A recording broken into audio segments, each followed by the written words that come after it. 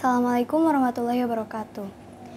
Innal hamdalillah nahmaduhu wa nasta'inuhu wa nastaghfiruh wa na'udzubillahi min syururi anfusina wa min sayyiati a'malina. May yahdihillahu fala mudhillalah wa may yudhlil fala hadiyalah. Asyhadu an la ilaha illallah wa la syarikalah wa asyhadu anna Muhammadan abduhu wa rasuluh la nabiyya ba'dah.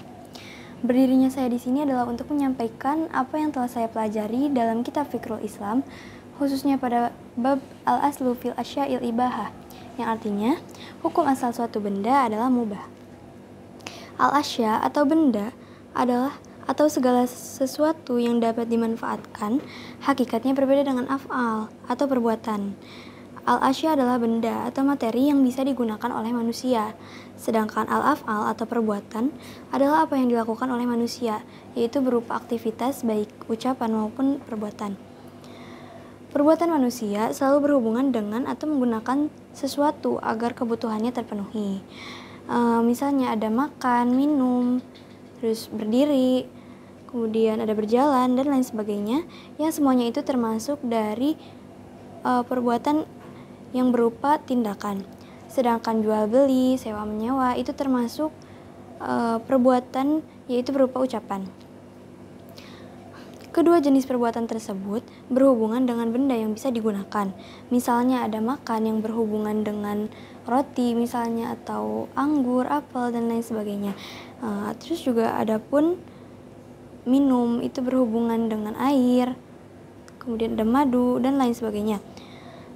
Seluruh benda pastinya memiliki status hukum syara' sebagaimana perbuatan. Nah, pertanyaannya, apakah hukum benda tersebut sama dengan hukum perbuatan yang terkait dengan benda tersebut, yaitu wajib, haram, sunnah atau mandub, makruh, dan juga mubah, atau memiliki hukum tersendiri, tidak mengikuti hukum perbuatan, atau bahkan tidak memiliki hukum, sehingga hukum yang ada hanya menyangkut perbuatan saja. Yang terbayang dalam benak manusia pada umumnya adalah bahwasanya benda dan perbuatan itu merupakan suatu kesatuan, yang mana perbuatan tidak akan terpisahkan dari benda, dan begitu juga sebaliknya, benda tidak akan terpisahkan dari perbuatan. Jika dikehendaki, keduanya memiliki satu anggapan, sedangkan jika keduanya dipisah, maka gugurlah anggapan tersebut. Dan dari pandangan ini dapat disimpulkan bahwasanya status hukum suatu perbuatan dibangun dengan status hukum benda yang berhubungan dengan perbuatan tersebut. Para ulama di masa kemunduran Islam terjebak pada pemikiran yang tidak bisa membedakan antara benda dan perbuatan, sehingga sebagian dari mereka menetapkan bahwasanya hukum asal suatu benda itu adalah mubah. Nah, mereka menjadikannya menyeluruh, termasuk juga perbuatan.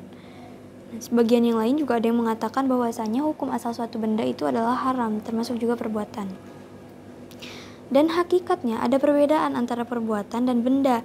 Ulama yang mendalami nas-nas dari hukum syara' pasti akan menemukan bahwasanya syara' telah membatasi hukum perbuatan dengan 5 macam status hukum, yaitu wajib, haram, mandub atau sunnah, makruh, dan juga mubah. Hukum syara' kemudian didefinisikan sebagai seruan asyari atau pembuat syariat yang berkaitan dengan perbuatan manusia. Hukum syara' hanya ditujukan pada perbuatan tanpa memperhatikan benda yang terkait dengan perbuatan tersebut. Dengan kata lain, hukum syara' hanya berhubungan dengan perbuatan, tidak terkait dengan benda. Nah, misalnya ada dihalalkannya jual beli dalam firman Allah Subhanahu wa taala, wa ahallallahu al-bai'a wa harrama riba, yang artinya dan Allah menghalalkan jual beli dan mengharamkan riba. Hukum ini hanya terkait dengan perbuatan, adapun benda atau mata dagangannya yang berhubungan dengan jual beli, maka hukumnya yaitu halal, dan juga hukum haramnya berlaku untuk perbuatan riba, tanpa melihat benda yang berhubungan dengan perbuatan tersebut. Mengenai hukum benda, maka siapa saja yang mendalami nas-nas syara' akan mengetahui bahwasanya Allah telah menetapkan sifat pada benda itu hanya 2 alternatif saja, yaitu halal dan haram, bukan dengan sebutan wajib, sunnah, atau makruh.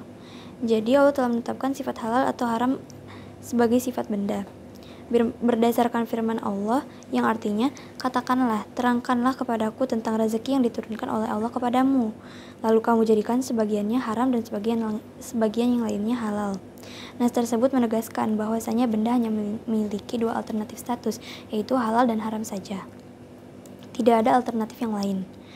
Menghalalkan atau mengharamkan benda merupakan urusan Allah. Tidak boleh seorang pun ikut campur dengannya dalam menentukan halal dan haram. Jika kita mendalami nas-nas syara, pada dasarnya Allah menetapkan bahwasanya hukum asal suatu benda adalah mubah. Allah membolehkan kita untuk memanfaatkan semua benda yang ada, dan Allah mengecualikan dari ketentuan yang umum itu sebagian kecil benda yang diharamkan melalui nas secara khusus. Kayak misalnya ada innama harrama 'alaikumul maitata waddama wa lahmal khinziri wa ma uhilla bihi li ghairillah, yang artinya sesungguhnya Allah hanya mengharamkan bagimu bangkai, darah, daging babi, dan binatang yang ketika disembelih disebut nama selain Allah atau tidak menyebut nama Allah. Nah, ini merupakan contoh dari nas pengecualian dari suatu benda yang hukum asalnya adalah mubah. Hukum ibahah atau mubah tersebut dapat dipahami dari nas-nas syara secara global dan umum. Ada di antara nas-nas syara yang secara global atau mujmal membolehkan segala sesuatu, yaitu huwallazi khalaqalakum ma fil ardi jami'a, yang artinya dialah Allah yang menjadikan segala sesuatu yang ada di bumi agar dimanfaatkan oleh kamu. Quran Surah Al-Baqarah ayat 29. Ayat tersebut menunjukkan bahwasanya Allah membolehkan kita untuk membolehkan segala sesuatu yang ada untuk manusia. Adapun yang dilarang pada dasarnya merupakan pengecualian atau penghususan yang ditetapkan dengan nas yang bersifat khusus. Juga ditemukan dalam hadis beberapa nas yang mengharamkannya. Misalnya diriwayatkan bahwa Rasulullah SAW melarang memakai keledai jinak dan lain sebagainya. Allah selaku asyari telah membolehkan benda atau menghalalkannya, sebab makna ibahah atau mubah yang berkaitan dengan benda adalah halal, lawan dari haram. Jika ditemukan nas yang mengharamkan sebagian benda, maka pengecualian ini hanya berlaku untuk benda tersebut saja. Halal dan haram tidak ditujukan kepada halal dan haram yang ditujukan kepada benda merupakan sifat bagi benda tersebut. Tidak ada sifat bagi benda kecuali dua sifat tersebut. Diperbolehkannya sesuatu atau halal tidak membutuhkan dalil bahwasanya benda tersebut halal, karena dalil-dalil yang bersifat umum dalam nas-nas syara membolehkannya. Namun larangan terhadapnya membutuhkan dalil, karena hukum haram adalah pengecualian atau penghususan dari keumuman dalil yang membolehkan sesuatu.